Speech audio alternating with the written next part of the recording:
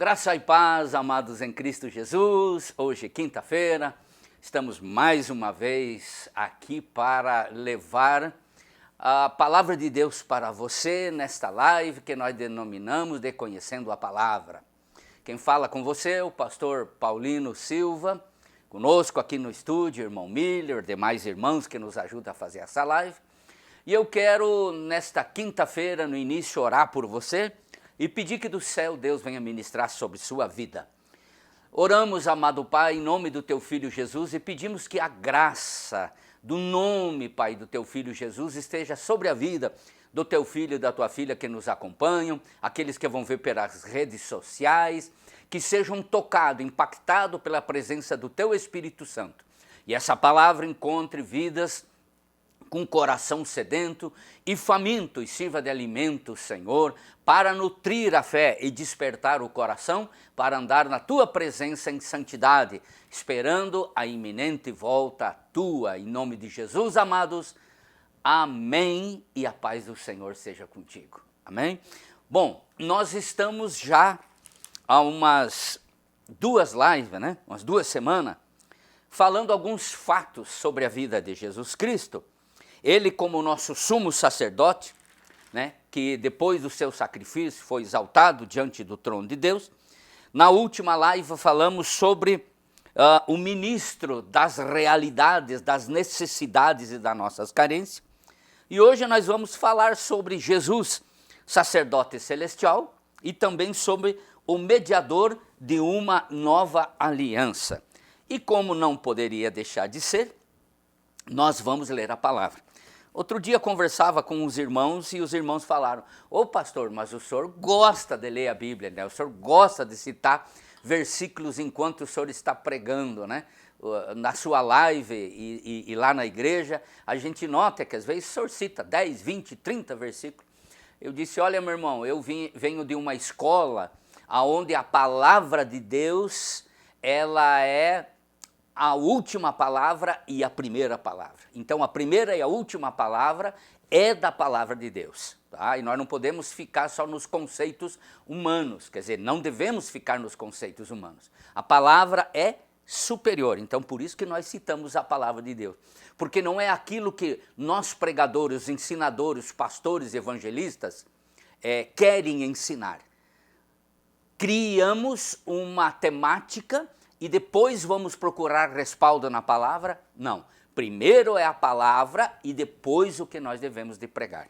Veja bem então, amados, livro de Hebreus, capítulo 8, versículo 1 e 2 diz assim, ó: o ponto principal do que estamos dizendo é que temos um sumo sacerdote, tal que se assentou à direita no trono da majestade nos céus, como ministro do santuário e do verdadeiro tabernáculo que o Senhor fundou e não o homem.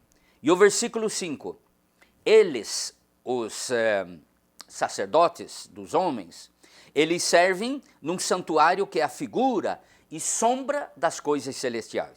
É por isso que Moisés, divinamente avisado, quando estava para construir o tabernáculo, lhe foi dito: vê que faças tudo conforme o modelo que te foi mostrado lá no monte. Amém? Bom, o que temos? Nós temos que, recapitulando rapidinho, que todos os homens constituídos, entre os levitas da tribo de Levi, sacerdotes e sumos sacerdotes, antes de eles oferecer o sacrifício, o sumo sacerdote uma vez por ano e o sacerdote todos os dias, que eles iam oferecer pelo povo, eles precisavam primeiramente oferecer sacrifício por si mesmo, E depois eles entravam no lugar santo do santo, ou então no lugar do tabernáculo, que era feito por mãos humanas, O templo aonde se entrava, onde tinha o lugar santo, onde tinha a bacia, a mesa, os pães da proposição, coisa e tal. Ele tomava um banho, colocava as roupas sacerdotais e daí ia fazer os oferecimentos. Oferecia primeiro por ele. Agora, Jesus, como ele não é da ordem sacerdotal dos levitas, ele não é da tribo de Levi, ele é da tribo de Judá, e da ordem eterna sacerdotal de Melquisedeque, o sacrifício de Jesus foi perfeito, tá? E também era um sacrifício celestial. Eu quero ler com vocês Hebreus capítulo 7, versículo 11, que nos diz assim: de sorte que, se a perfeição fosse pelo sacerdócio levítico, se a perfeição fosse pelo sacerdócio levítico, que é o sacerdócio humano, pois sobre ele o povo recebeu a lei, que necessidade haveria ainda de que outro sacerdote se levantasse segundo a ordem de Melquisedeque? Não tinha necessidade. Se o sacerdócio levítico em Arão fosse perfeito, Jesus não seria sacerdote segundo a ordem de Melquisedeque, e que não fosse contado segundo a ordem de Arão. Veja só, então havia necessidade de um outro sacerdócio. Versículo 26 diz assim: convinha-nos, quer dizer, era necessário para nós, tal sumo sacerdote, que esse sacerdote, Jesus, fosse santo, inocente, imaculado, separado dos pecadores e feito mais sublime do que o céu. Então veja bem, a qualificação do sumo sacerdote, segundo a ordem de Melquisedeque, ele tinha que ser santo em todas as nuances. Não bastava ir só até o templo, tá? Ele tinha que ser santo em tudo. E o 27, que não necessitasse, como os sumos sacerdotes, de oferecer cada dia sacrifícios primeiro pelos seus próprios pecados. Veja só a perfeição do sacerdócio e do sacrifício de Jesus. Depois oferecia pelo povo. Isso fez ele uma única vez, quando a si mesmo se ofereceu, tá? Quando ele se ofereceu, Jesus. Então ele fez uma vez só. Os homens não, eles faziam sempre, entendendo que Jesus era o próprio templo e ele era o próprio sacrifício perfeito. Enquanto os homens entravam num templo feito por mãos humanas, ele entrou no templo lá no céu. Bom, então, irmão, Jesus, como sacerdote celestial, ofereceu no seu próprio corpo sacrifício perfeito, tá? Tendo feito isto uma única vez por todos, sendo ele mesmo sacrifício, tá? Perfeito, tá? O altar e o sacerdócio do céu. Amém? Então, Jesus é o sacerdote celestial, segundo a ordem de Melquisedeque.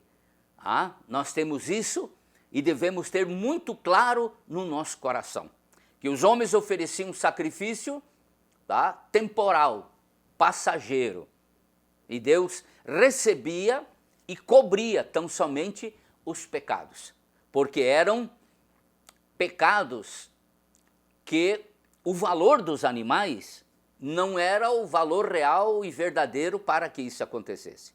Agora, o sangue de Jesus, aí é diferente. Bom, aí Jesus se torna, como sumo sacerdote, tá? Sacerdote celestial, o mediador de uma nova e perfeita aliança. Bom, Deus de antemão, sabendo que o seu povo não ia guardar a lei, usou o profeta Jeremias para entregar uma palavra para o povo de Deus. Nós vamos ver isso, tá? Quando ele propõe uma nova aliança para o povo lá em Ezequiel, no capítulo 36, isso nós falando em relação a Israel, capítulo 36, versículo 26 e 27, que diz: eu vos darei um coração novo, e porei em vós um espírito novo. Tirarei de vós o coração de pedra, e vos darei um coração de carne. No 27, porei em vós o meu espírito, e farei com que andeis os meus estatutos, e guardareis o meu juízo, e os observarei. quando vai acontecer isso? Quando o Senhor restaurar Israel, tá? Durante o milênio. Tá? Porque hoje o véu ainda está posto sobre o rosto de Israel e eles ainda não entendem o plano de Deus para com eles. Jeremias 31, versículo 31, diz assim: Vem dias, diz o Senhor, em que farei uma aliança nova com a casa de Israel e com a casa de Judá, não conforme a aliança que fiz com seus pais nos dias em que os tomei pela mão, para os tirar da terra do Egito, porque eles invalidaram a minha aliança, e apesar de eu os haver desposado, diz o Senhor. Tá? O 33 para completar e para que a palavra seja igual ao Ezequiel. Esta, porém, é a aliança que farei com a casa de Israel depois daqueles dias. Diz o Senhor, porei a minha lei no seu interior e a escreverei no seu coração. Eu serei o seu Deus, eles serão meu povo. Quando? Durante o milênio. Quando as nações vão se juntar e irão todas a Jerusalém para ouvir a palavra. E de lá vai sair a lei. Quando o Senhor Jesus vai, então, reinar na face da terra, com cetro de equidade e de justiça, sobre as nações que passarem pela grande tribulação e entrarem no milênio. Bom, então o Senhor propôs uma nova aliança para os judeus, tá? Tendo o Senhor Jesus cumprido a lei mosaica, aquela velha lei, perdeu o seu quê? O seu poder, perdeu a sua ação, a sua operação. E aí, irmãos, precisava entrar o quê? Em outra aliança. Aí Deus abre um período de tempo, como se fosse numa linha histórica. O Senhor abre um período de tempo chamado período da graça, com o nascimento de Jesus. Agora Jesus vem primeiramente para Israel, quando nós temos lá em João 11, que diz, veio para os seus, mas os seus não o receberam. E daí o 12 diz, mas todos quantos o receberam, os que creem no seu nome, tá? Deu-lhes o poder de serem feitos filhos de Deus. Todos os gentios são colocados dentro do período da graça. Aqueles que aceitam a Jesus passam a ser o quê? Igreja, templo do Espírito Santo. Então abre-se uma lacuna no tempo para com Israel, tá? E a nova aliança tem Jesus agora como mediador. Sua morte, seu sangue, a ressurreição é a base da promessa sobre a nossa vida. Livro de Lucas, no capítulo 22 do livro de Lucas, no versículo 20, 22, 20, nós temos a seguinte palavra. Semelhantemente, pegou o cálice depois de cear e disse, esse é o cálice da nova aliança no meu sangue derramado por vós. Lá na ceia, Jesus diz então agora, o meu sangue, tá, é o que constitui, que entrelaça, tá, gerando uma nova aliança. Hoje não estamos mais sobre a rigorosa lei mosaica, né, a lei de Moisés, mas sobre o período da graça. E eu quero ler para você livro de Romanos, capítulo 6, e no versículo 14 e 15, bastante versículo da palavra de Deus. Romanos 6, 14 e 15 diz assim, pois o pecado não terá domínio sobre vós, porque não estáis mais debaixo da lei, mas debaixo da graça. Que diremos, pois?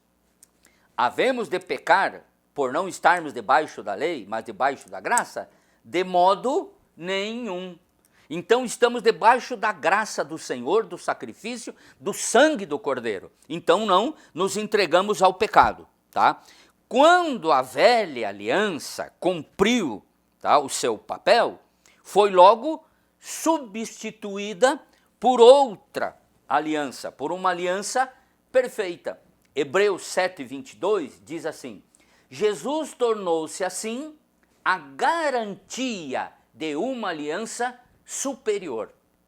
Você vê, tinha a velha aliança, agora Jesus é o que garante, ele é a garantia. Ele se dá como fiador de uma aliança superior, numa aliança que não está embasada em conceito, em sacrifício de animais e sangue de animais, nem rituais, tá? Ou lei humana, mas sobre a lei de Deus. E a lei de Deus é a lei do amor, do sacrifício e da entrega de Jesus. Hebreus 8:6 nos diz: agora, porém, Jesus alcançou o ministério superior ao deles, dos sacerdotes humanos, como também a aliança da qual ele é mediador é superior à aliança antiga. Olha só, Miller, a aliança de Jesus agora, ela é superior à aliança antiga, e que está firmada em promessas superiores. E a promessa superior é a salvação, é o Cordeiro de Deus que tira o pecado do mundo, é a morte, é a ressurreição, é ele subir ao céu, é o sangue dele sobre nós, e a promessa dele retornar e vir buscar a sua igreja. Agora veja bem, sobre a nova aliança, tendo Jesus como o mediador, obtemos a salvação como um dom gratuito.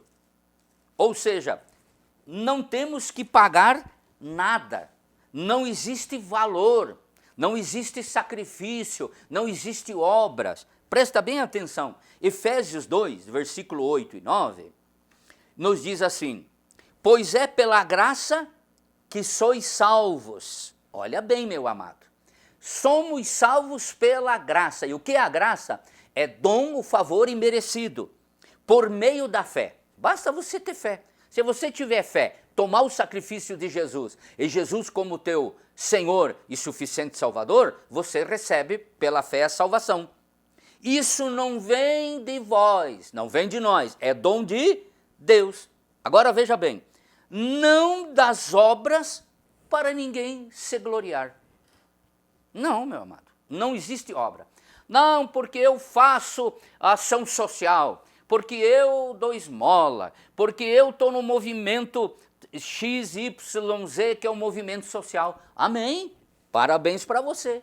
Isso vai servir de galardão no céu. Ou seja, nós não fizemos obras, tá? Sociais, abençoando pessoas, irmãos necessitados e carentes, para receber salvação. Por nós já ter a salvação em Cristo Jesus, é que somos levados a essas obras para termos galardões.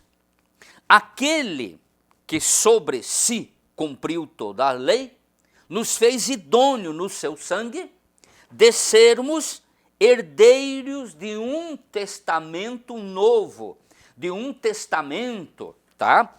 Eterno.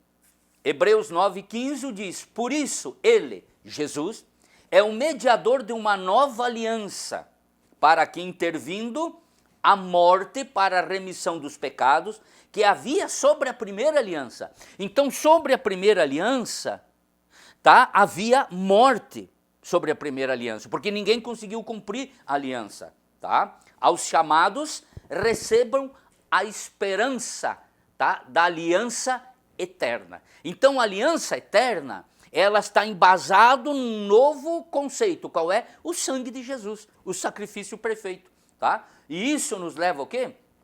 A receber essa aliança em esperança pelo nome de Jesus, como uma aliança e um propósito, tá, de que Jesus cumpriu eternamente.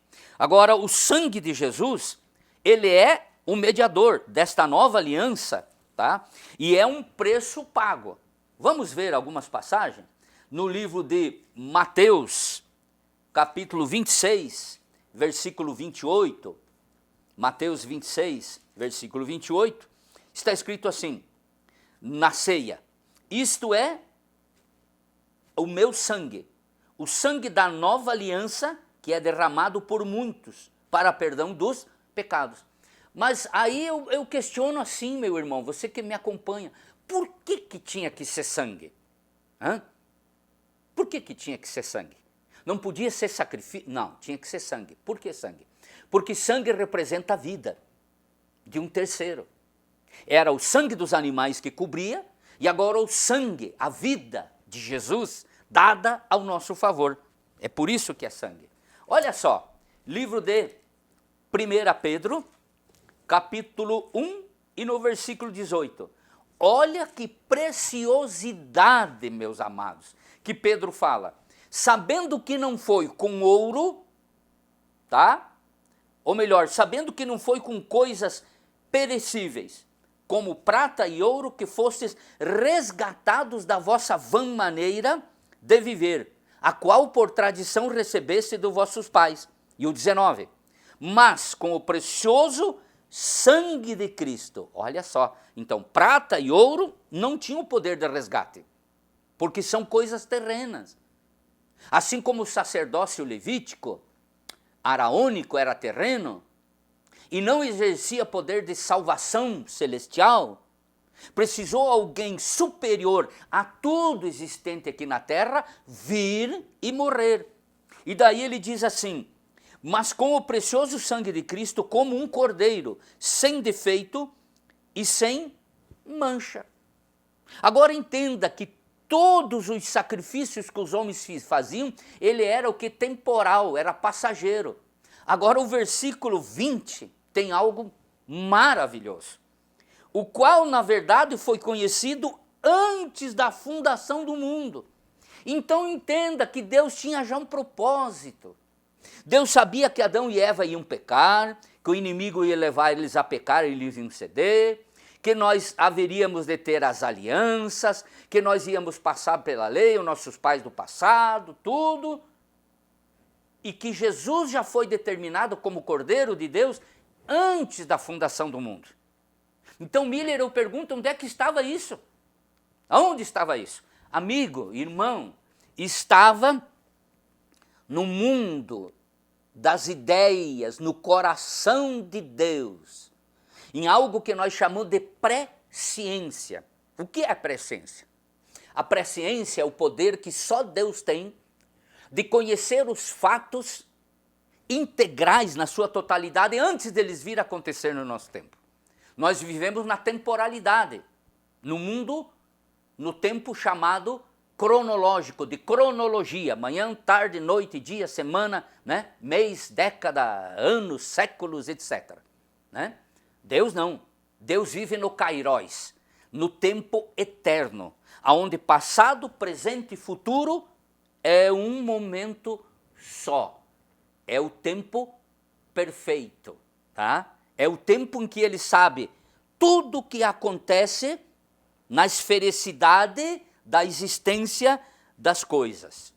Agora, amado, Isaías capítulo 52, tem uma palavra no 52 e no versículo 3, 52, 3 diz: pois assim diz o Senhor, olha só, por nada fostes vendidos, e sem dinheiro sereis resgatados. Olha só, fostes vendido por nada, foram levados para o Egito, e sem dinheiro fostes o quê? Resgatados. O Senhor mandou lá Moisés, que confrontou o faraó, cheio do Espírito de Deus, fez todos os 10 milagres, tá? Lançando, né, os acontecimentos no Egito, que alguns dizem pragas, tá? Mas é o poder operacional de Deus, e o Senhor resgata o povo de lá. Foram vendidos sem dinheiro e foi comprado também.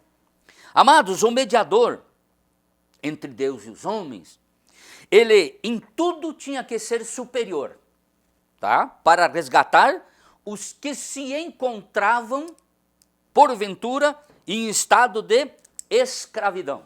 Olha só, livro de 1 Timóteo, vamos lá para o 1 Timóteo, no capítulo 2 e no versículo 5, Timóteo nos diz assim: porque há um só mediador entre Deus e os homens, Cristo Jesus, o homem. E no 6, que a si mesmo em resgate se deu para servir de testemunho a seu tempo.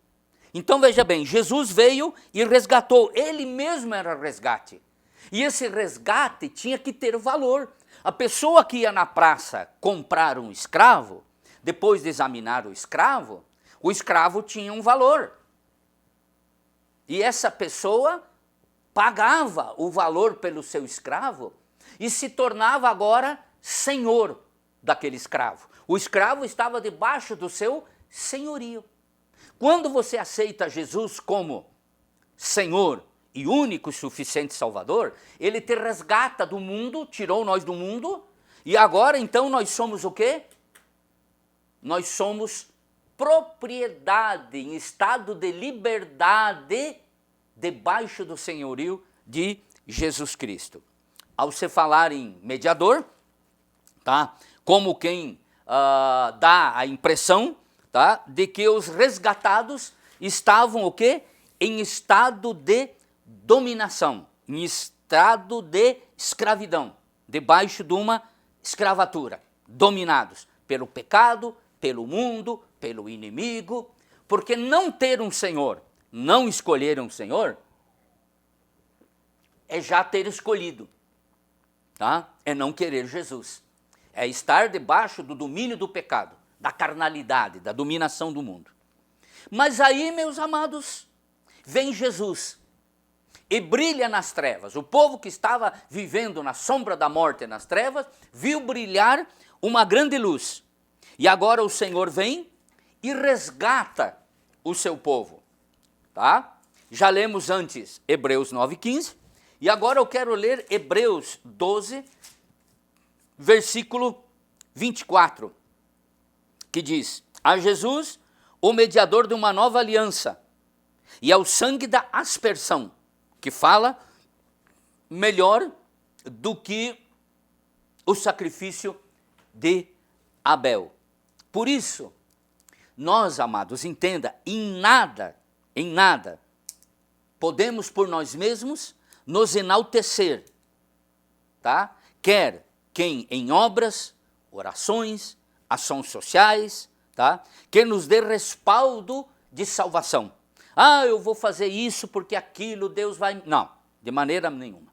Somente Jesus, o mediador de uma nova, eterna e perfeita aliança, tá? Que nos conduziu e faz, vamos dizer, o meio de campo entre nós e Deus.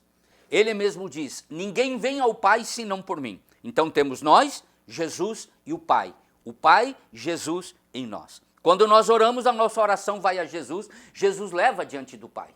O Pai analisa a oração, o teor, com que espiritualidade, com que profundidade, de humildade e mansidão, e devolve a Jesus, e Jesus nos comunica, ministrando sobre a nossa vida.